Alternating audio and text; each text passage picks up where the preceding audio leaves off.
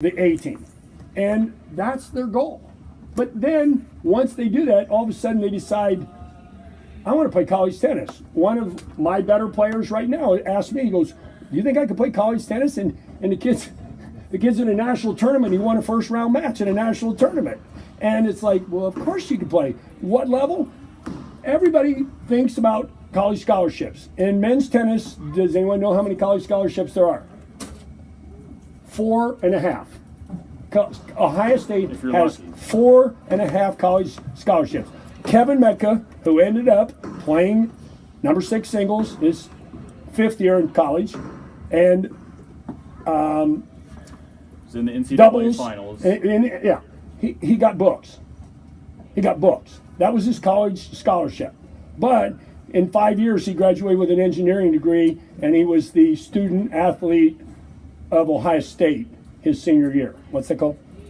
Big Ten Medal of Honor, something like whatever it is. But he, all sports. Here's a kid, and played tennis for 5 years, varsity level, which at Ohio State, they were top 5 every year. And here he comes out with this engineering degree. Wow. What a load to take and be able to do. But what would he do? He played tennis. After he was done, coach would say he was in there studying. He wasn't out doing whatever. He went to study and ended up doing it. Now, Kevin asked us, best player we've got. And he goes, where can I play? And we looked around and everybody goes, where do we send him? And he goes, I want to go to Ohio State. Kevin, you're probably not going to play. And he got there and he worked his butt off and he ends up playing and going to the NCAA finals in doubles and carrying the team match, had a team match for winning the national championship on his racket and played number 6 for Ohio State, which that team is sick. They just won again today, in case you didn't know, 4-3. Second match in a row, they won 4-3. Comes down to the last guy in the court. But from that, then we look at Tyler Stephen, one of our pros. How many of you know Tyler? He's here and coaches some. Is now the coach at Otterbein. And he's recruiting. He's going to have, looks like he might have 2 of our players come there next year. How good a school is Otterbein? Probably as good a school as OU, since I went to OU. It's like, they're probably going to get as good an education at Otterbein as I got at OU. And they're going to be able to play tennis. The problem with most of our kids in playing tennis is they want to go to a higher level school that the tennis is way too high of a level that they can't play there. And that's been my problem over the years. When it comes down to, do I go to this school or do I play tennis? It's always been, I'm going to Cornell, I'm going to wherever. And so now there's a thing called club tennis. And a lot of our kids are playing club tennis at Ohio State. We probably have, I don't know, maybe 5-6 kids in the honors program. Yep. At least, maybe more. I don't even know. Just heard one of our other kids is going to Ohio State. And I go, are you in the honors program? Yeah. Of course I knew he was. I mean, it's like that's the kind of students and people that we're dealing with, and we understand what the tennis priority is. And that's where you got to make a decision. Denison just picked up 4 tournament players. They're going to have one of the best teams around again. That are just good. They've been good high school players, play tournaments. Now there's 4 of them going together to Denison. So that team's going to be somebody to reckon with over the next 4 years. Where's Jamie go to school? Huh? Where'd Jamie go to school? Jamie's going, West High School? Yeah, we had a kid from West High School, never really been in any program. Never been indoors to play tennis. And he came one session, I think he's paying like almost nothing to go to Otterbein. Yeah, we heard he got a full ride. Yeah. And he's going to play for Tyler there. And what a great kid. Here's a kid who comes out, how's he feeling our group of kids in that? He had to feel him, he goes to West, but he fit in socially and everything, and he's been a great story for us to watch him grow as a kid. And his coach helped him finance to raise some money in that so he could come to the program, and we helped him out too in that. But here he is. Now he's going to Otterbein on a full ride and, wants to teach coach afterwards. So, we have so many stories like that of kids that we have an impact, and that's what we're really about, is how do we impact. And we've got other kids that have been the craziest kids in the world when they came here. We have any Russians here? Good, I can talk about Russians. So one of our kids is a Russian, and I watched him play tournaments, and he was crazy. And he came here, and the kids, he cheated in every game we played. And it's finally like, what? And the kids would call him out and everything, and now he's one of our best students. He's a great kid. He's going to go on and be a good tennis player someplace. He still wants to play. And at one point, he was lucky to be able to not just cheat the win in our program. What else? Go ahead. That one. So you just like skill development, players don't know what kind of skills they have till they really test themselves under pressure. So we try to get kids to coach themselves. When they go play a tournament, they learn way more oftentimes than they do, going out and playing a match for fun, taking a lesson. But I really got to work on this. Or they see somebody else that does something amazing. Wow, I need to add that to my game. So part of it helps the goal setting when you're exposed to the different, when you're going out and playing that many matches. And then you're motivated to go work on that and play again. And then we kind of went over the ranking piece. We'll go over the other kinds of it. For some people, that's not important. It doesn't have to be while you're playing. But players that would want to go play college tennis probably, on average, play about 75 matches a year. So if you figure you're playing team tennis or high school tennis, that's like 20 matches, maybe a little bit more. So one tournament a month gives you maybe 36 matches if you play 3 matches in the tournament. So, 1 to 2 tournaments a month. And if you're not playing that many, then you still want to probably at least try to play district tournament and some other tournaments that we'll go over. But even in match play, that's still playing matches. So we really believe in playing, and we try and push the match play.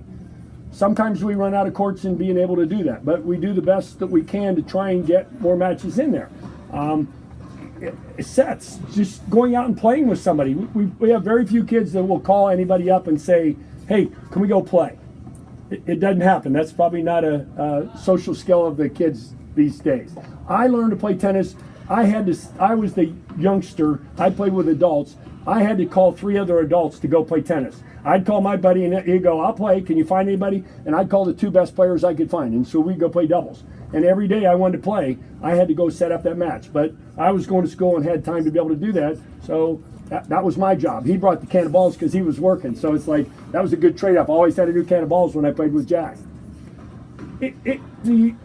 Every match that somebody plays is a quiz. I went and watched one of our tournament players today, played in the finals of district. What do I come away with? I came away with a page like this of notes, of things that now I can send back to him, and now he can try and implement his goal setting for the next time out, before the tournament, for the state tournament. It's like, hopefully they learn. And obviously winning is important, but it's more we ask, well, what'd you learn? And you obviously can learn a lot more sometimes when you lose than when you win.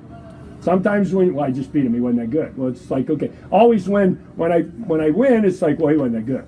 But when they lose, it's like, well, I didn't do this. The negative side, instead of saying, well, maybe he was still that good, and maybe he was just better than you. And there's nothing to do. Anybody watch the Djokovic match today? Team beats Nadal yesterday. Today, team gets drubbed by Djokovic 1-0. 6-1, 6-0 at that level. And it's like, what, Djokovic just played lights out. And all the commentators are saying, it's like, he didn't have a chance. What do you think he could do? It wasn't about him. It was how well did Djokovic play. We haven't seen that Djokovic for a while. It's like, wow, scary how good he still is. And somebody said, it's not his tennis game that's bad. It's everything else in his life is bad. And so he's like trying to figure it out. Just, it's the same thing we see with the kids every day. When somebody comes here and there's something going on and they're acting out, it's like, one of our girls last week, I played somebody in a tournament, and she goes, wow, she was really mean to her. And I'm like, afterwards, I asked the girl, and I go, what's going on? She goes, yeah, there's a little bit of stress going on right now. I got finals coming up, and I got AP exams. And we don't realize how big a job, and I always said this, the kids have a huge job. Their job is school. This is the fun part. This is their release to come out here and have fun. And this isn't their job. And when we make tennis their job, then they don't have fun here. Types of tournaments? So if you don't get like email notifications that we're having tournaments here, let me know. I'll add you to it. Usually we have. Is there anybody not getting emails? A couple of times a year we will have. Everybody gets emails. Because the only reason you don't get an email is we don't have your email address. And we keep trying to add them to Gabe's. We have kids that don't know what's going on, and their parents are getting emails, and we're saying the kids don't look at emails, so we can't email the kids. That doesn't work. And so we're counting on the parents to be able to take a look at those emails every once in a while to be able to say, this is what's going on. Let's go back a second. Let's go back to, anyone know what UTR is? universal tennis rating. And what it is anybody play USTA, adult tennis? In USTA, yeah, Puppy does. You have a rating. You're 3-5, you're 4-0, you're 4-5, you're 5-0, you're open. Well, this is a junior rating of what level you're at. But it's a score like 13, like 12, like 11, like 11.1, 11.2, 11.3. And this is a new rating, ranking, standings list system that isn't points per round.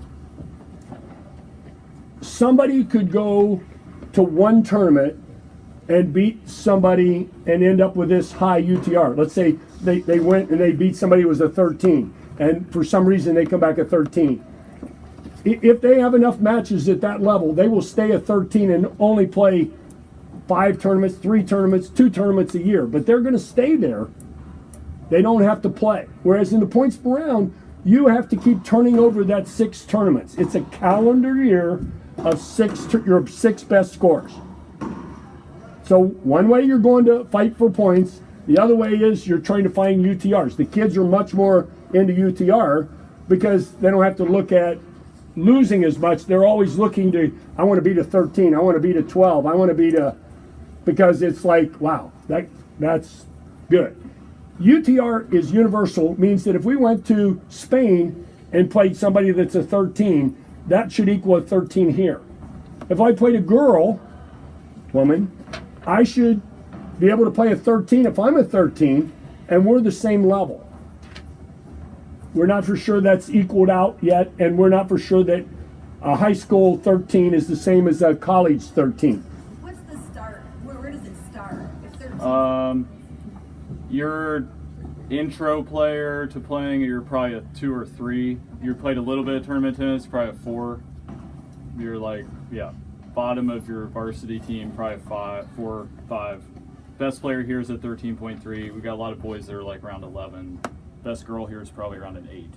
So, why are ratings, rankings, standings, or UTR important? Because if you get the 6 tournaments and now you want to go play someplace else, you want to go to Wisconsin, and you apply to that tournament, and that's a 32-person draw for all the Midwest or nationally, you can't get in unless you have a high enough UTR, because sometimes they take this many players by UTR, and then they take the other parts of it by what your standing is. So it goes how many points you have in the Midwest, or how many points you have nationally, or what your UTR is. and if you want to go play at Elysium, oftentimes there's going to be 15 alternates. So They take every 16 tournament's people got in a draw. cap. If you just aged up, you're not going. You have to have the points to get in a tournament. A lot of times, Wiggertree usually take everybody, but a lot of times they only have X amount of courts, so you need to have the USTA ranking to get into a local tournament.